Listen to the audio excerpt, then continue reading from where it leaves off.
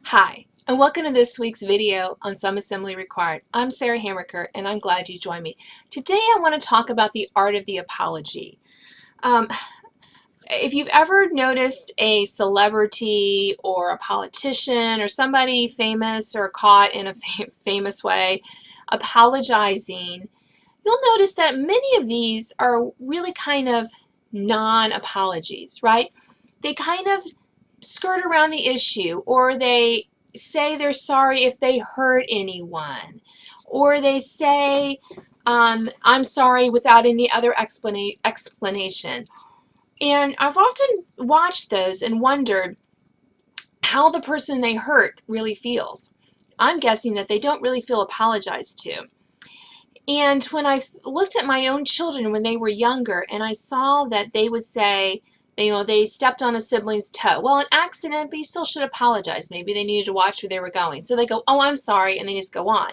Or if they did something really egregious, like ruined a Lego creation, one kid had spent hours building, they were like, oh, I'm sorry, and then they just walk away. They may have been sincerely sorry, but just tossing off an I'm sorry here or there really wasn't solving the problem, because I could see that the person saying they're sorry didn't always really acknowledge what they were sorry for, and the recipient of the apology wasn't really satisfied either. And so often these issues would crop up again and again and again.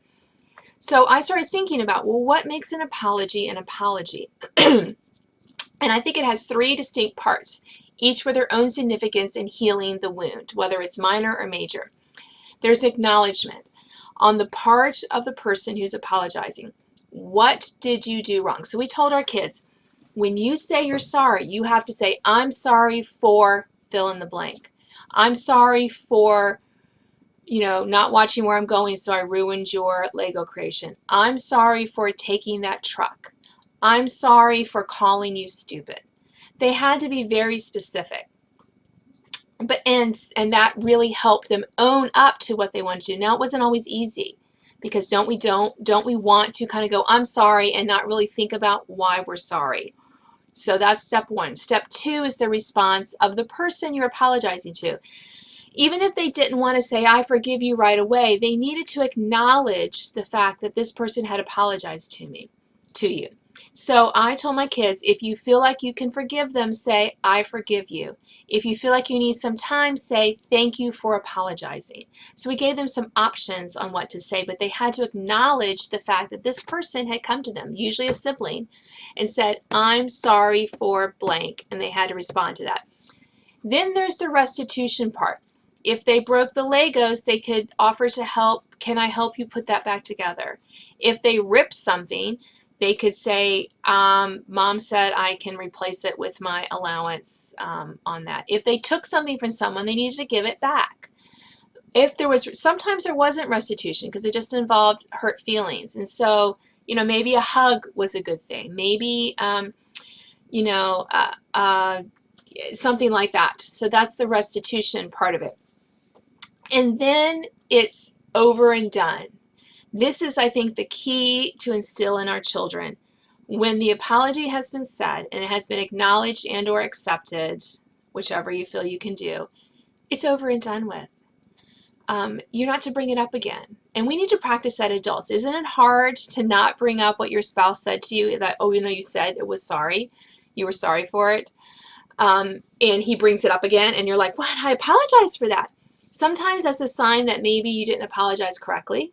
Maybe you just kind of said, I'm sorry, and went on.